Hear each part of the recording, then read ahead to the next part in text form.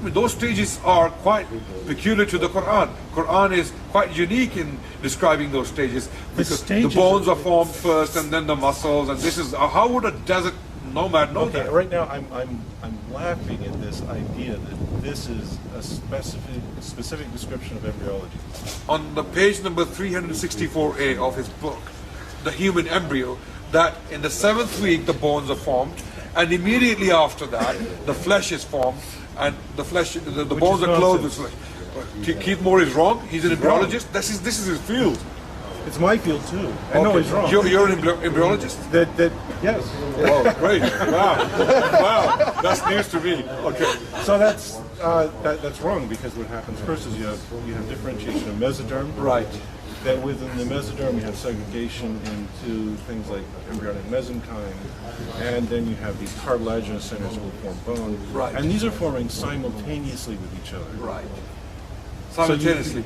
Yes. Even if that's the case, the Quran is right, because thumma is very, even if that's the case, linguistically the Quran is right. Thumma literally can in Arabic language means things happening simultaneously. Yes. As well. Yes. But that's besides the point. I have a question. Wait, let me read it. Professor Myers, I think what's interesting, even if you're right, that means we would have to assume that the Prophet Muhammad, peace and blessing upon him, actually used to go and look into biology. He was a biologist.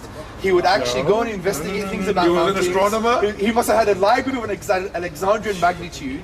So even when you make these assumptions, it's still problematic. He was a geologist? Because this is what I've been telling you. Sure. There are no embryological details of any consequence in the Quran. Well, this is not stuff. The details are not there. You're right. This is not stuff that requires a huge library to figure out. This requires a passing acquaintance with general knowledge about the primitive state of biology at the time. That's a fair point. Are you willing to accept now that Muhammad possibly had general knowledge about astronomy, hieroglyphics? He had knowledge of, for example, geology.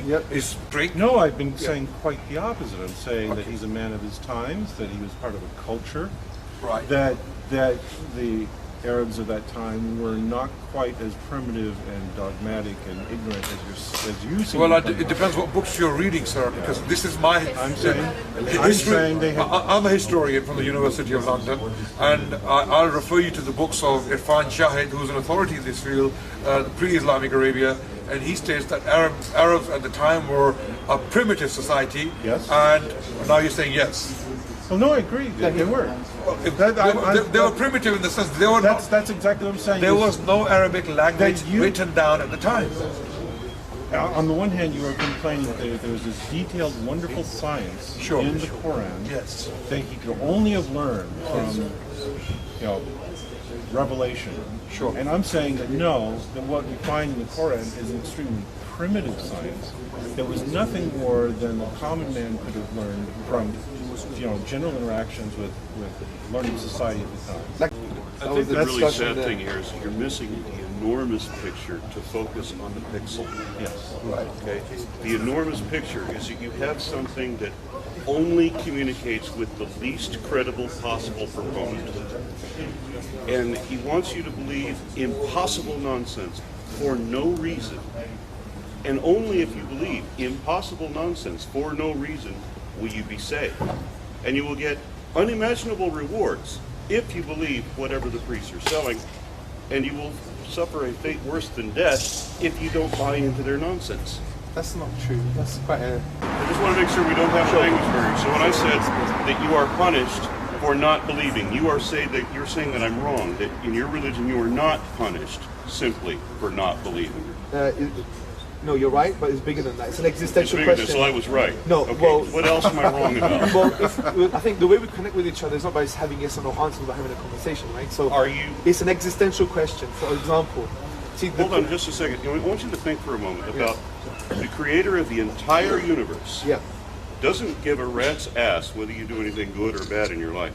All that matters, the sole criteria, is that you are gullible enough to follow the story of the least credible illiterate proponent you can follow. That's the sole criteria, and that's all. No, that's not true. Okay, There's if two that's things. not it, Can I then an explain to you? unbeliever could be saved. An unbeliever would not go to Yeah, hell. that's true. If all unbelievers go to hell, then the sole criteria is gullibility. Let me give you an example. First and foremost, what we say is that the Quran says we do not punish anyone until they have given the message. And there is another concept in the Quran called Dalil Burhan, which means conclusive evidence that you require to be conclusive.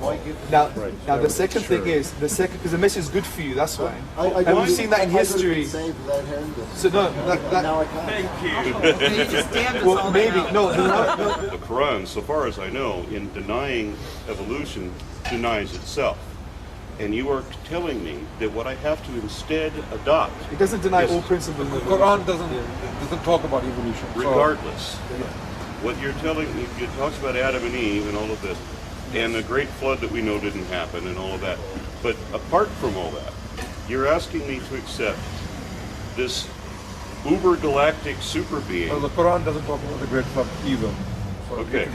Okay. Just to clarify, the important point is you're asking me to accept this uber galactic super being, of which we have no evidence at all, from a system of religion which has so far only produced failure in every predictable sense.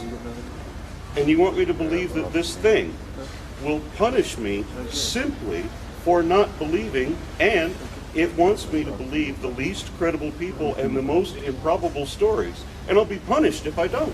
How is that not a criteria of gullibility? Well, there's two assumptions here. First and foremost, said there's this galactic being that doesn't exist. I would deny that. I think there's very good reasons to believe that a divine exists. I could articulate them for you. I would love to you see can read this book. You'll discover it's bullshit all the way through. Professor Myers,